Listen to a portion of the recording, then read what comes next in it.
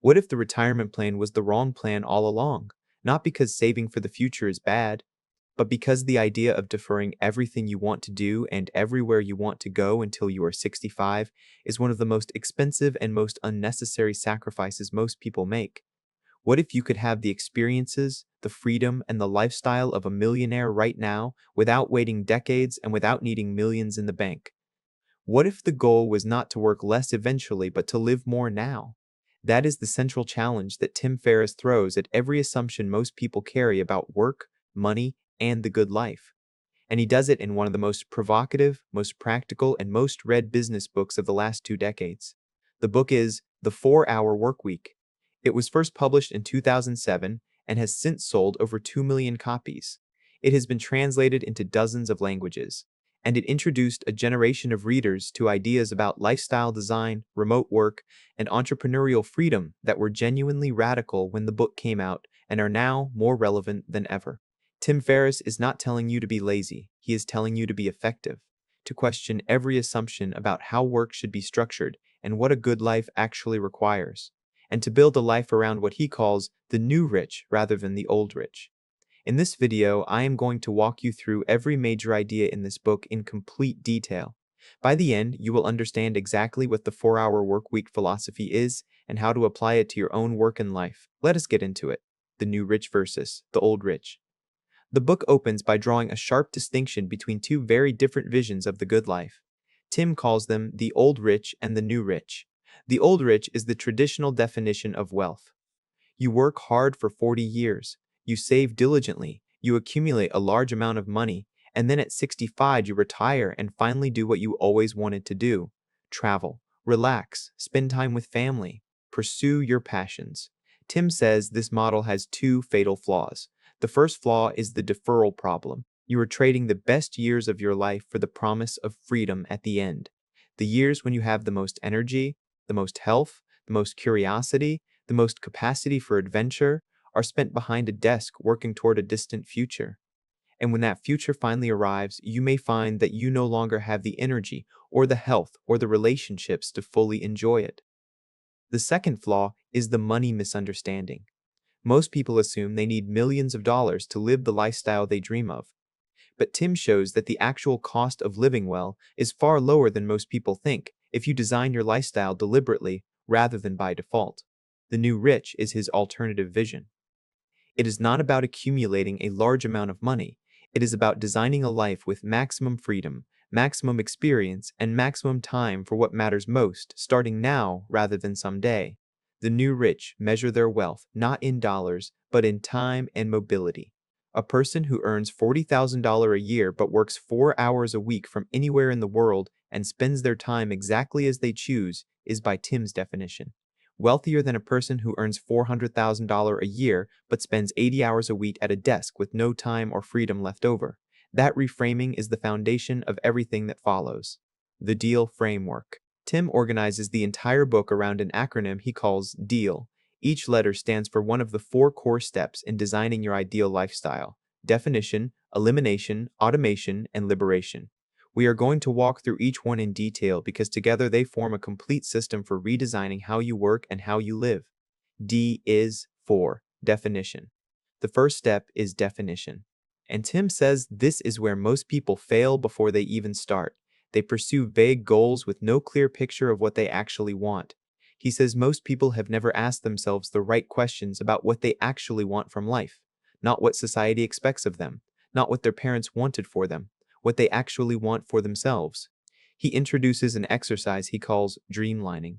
It is similar to goal setting but more specific and more honest. He asks you to imagine that you have no fear of failure, no judgment from others, and unlimited resources.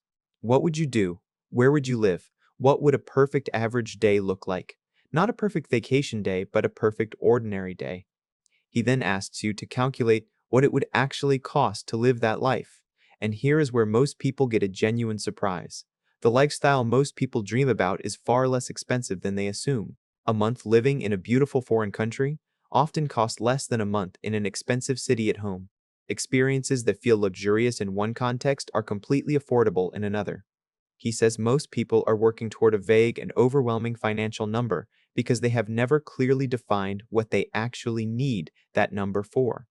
When you define exactly what you want specifically and calculate its real cost, you often find the target is achievable much sooner than you thought. He also challenges what he calls the worst case scenario problem. He says most people avoid pursuing what they actually want because they are afraid of what might go wrong.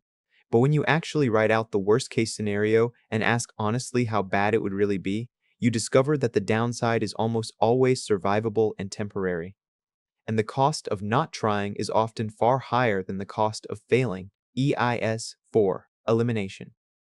The second step is elimination, and this is where Tim introduces one of the most powerful and most counterintuitive ideas in the entire book. He says most people think productivity means doing more, getting more done, being busier, having a fuller calendar, checking off a longer list. Tim says that is completely wrong. Productivity means getting the right things done, and the path to that is not doing more. It is eliminating everything that is not important, so you can focus your limited time and energy on the small number of things that actually matter.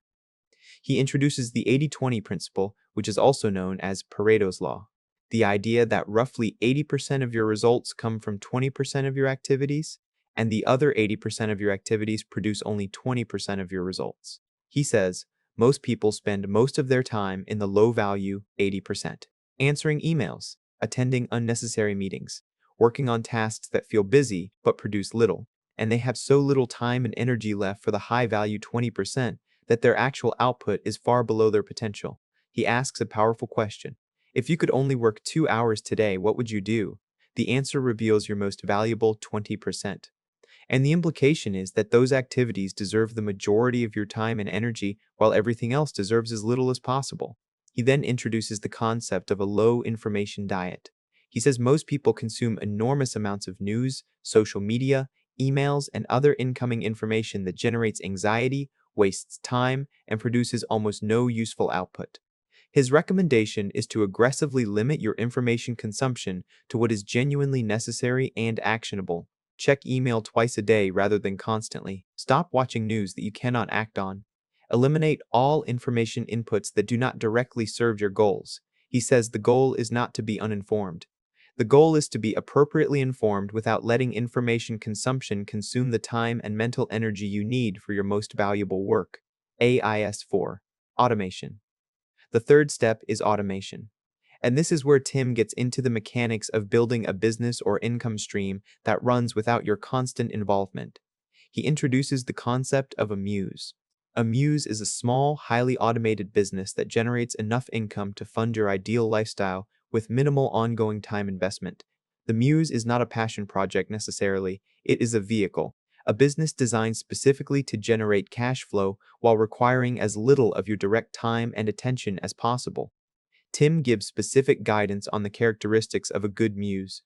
It should be based on a product rather than a service where possible, because products can be automated and scaled in ways that services cannot.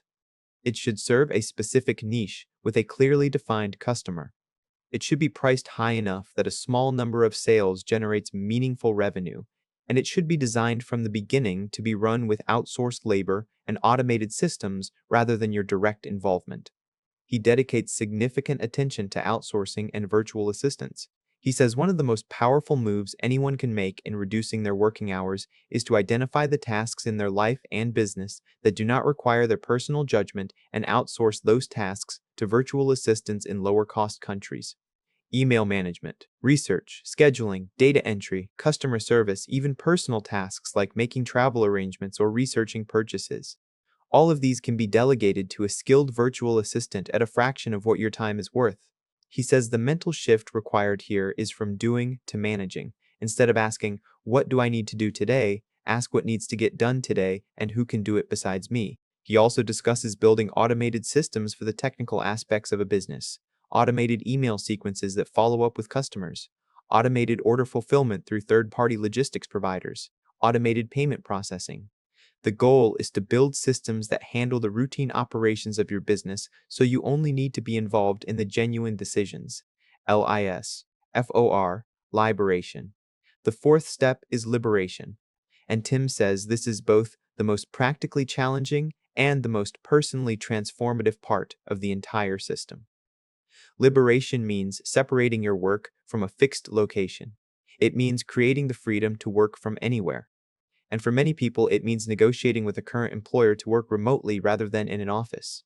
Tim wrote this book in 2007 before remote work was common or widely accepted.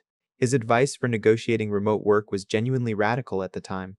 Today, it is much more mainstream, but the underlying principles he teaches are still highly relevant. He says the key to negotiating remote work with an existing employer is to make yourself so demonstrably valuable and so difficult to replace that the employer has more to lose from losing you than from accommodating your request. He gives a specific strategy. Become genuinely excellent at your job. Make your results highly visible. Build a track record that makes your contributions undeniable. Then propose a trial period of remote work, perhaps 1 or 2 days per week. Use that trial to prove that your productivity is equal or better when working remotely. Then extend the arrangement from there. He also talks about mini retirements as an alternative to the traditional one-time retirement. Instead of deferring all extended time off until old age, he recommends taking regular extended breaks throughout your working life. A month in a foreign country, a summer pursuing a project you have always wanted to explore, a season living somewhere completely different. He says mini retirements accomplish several things simultaneously. They give you the experiences you have been deferring. They reset your perspective and your energy in ways that make you more productive when you return. And they force you to confront the question of who you are and what you actually want outside of work. He says most people are afraid to take extended time off because they worry everything will fall apart without them. And his response is direct. If everything would fall apart without you for a month, then you have not built systems. You have built dependency. And building systems is what this entire book is about. Fear setting. One of the most powerful practical exercises in the book is what Tim calls fear setting, and it is worth describing in detail because it is genuinely useful in any situation where fear is preventing you from taking action. The exercise works like this. You take whatever decision or action you are afraid to take, and you do a thorough analysis of the fear rather than just feeling it. First, you define the nightmare. What is the absolute worst thing that could happen if you took this action and it went completely wrong? Write it down in detail. Do not leave it as a vague sense of dread. Make it specific. Second, you ask, how likely is that nightmare to actually occur? Most worst-case scenarios are much less probable than our fear makes them feel. Third, you ask, if the nightmare did happen, how would you recover? What steps could you take to get back to where you are now? Most worst-case scenarios are recoverable. They are temporary setbacks rather than permanent catastrophes. Fourth, you ask, what is the cost of inaction? If you do not take this step, what will your life look like in 6 months? In 1 year? In 5 years? What will you have given up by letting fear keep you stuck? Tim says most people do the fear analysis unconsciously and incompletely. They inflate the probability and the severity of the downside while completely ignoring the cost of not acting. When you do the analysis consciously and completely, you almost always discover that the rational choice is to act. He says the most paralyzing fears are rarely rational. They are emotional responses to uncertainty that feel more dangerous than they actually are. Fear setting makes them manageable by making them specific. The comfort challenge. Throughout the book, Tim recommends a series of exercises he calls comfort challenges. These are small, deliberate actions designed to expand your tolerance for discomfort and for doing things that feel socially awkward or unconventional. He says most people live within a very narrow comfort zone. They avoid asking for things they want because they are afraid of rejection. They avoid doing things that might look foolish. They stay quiet when they should speak up. And this social comfort zone limits them far more than any external obstacle. The comfort challenges are designed to gradually expand that zone. Asking for a discount on something in a store, calling a company and asking for something unusual, starting a conversation with a stranger, asking your boss for a specific accommodation. He says the goal is not to be rude or unreasonable. The goal is to practice asking for what you want and to discover that rejection is survivable and that you get more than you expect far more often than you fear. He says the ability to ask directly for what you want without apologizing for wanting it is one of the most valuable life skills a person can develop, and like any skill, it improves with deliberate practice. The criticism and the core truth. It is worth being honest about the fact that the 4-hour workweek has been criticized. Some of Tim's specific advice on building a muse business is more difficult to execute than he makes it sound. Some of his examples from the early 2000s internet landscape no longer apply in the same way. and the idea that everyone can work 4 hours a week is more fantasy than practical reality for most people. But beneath the provocative title and the occasionally oversimplified examples, there is a core truth that remains genuinely valuable. Most people are working far more than necessary on the wrong things. They are spending time on low-value activities that could be eliminated or delegated. They are staying in offices long after the work is done because presence signals effort. They are consuming information that generates anxiety without producing action. And they are deferring the experiences they most want to have until a future that keeps receding. The 4-hour workweek does not offer a perfect system, but it asks a set of questions that most people never ask, and those questions, honestly answered, produce changes in how you work and how you live that are genuinely transformative. How much of what I do every day is actually necessary? What would I eliminate if I could? What would I do with my time if I had real freedom? What am I waiting for and why? Those questions are worth asking. And sitting honestly with the answers is the beginning of designing a life rather than just living by default. The final thought: the 4-hour workweek is ultimately a book about refusing to accept the default. The default is to work long hours at a job you tolerate, in a place you did not choose, on a schedule someone else set, toward a retirement that will arrive when your best years are already spent. Tim Ferriss says that default is a choice, and it is a choice you can make differently. Not everyone will build a fully automated business that runs while they travel the world. That is not realistic for most people, and Tim himself would probably admit the title oversells the concept. But everyone can eliminate the low-value activities that waste their time. Everyone can focus on the 20% of their work that produces 80% of their results. Everyone can negotiate more flexibility in how and where they work. Everyone can take a mini retirement before they are 65. Everyone can design their life with more intention than they currently are. Those changes do not require quitting your job tomorrow.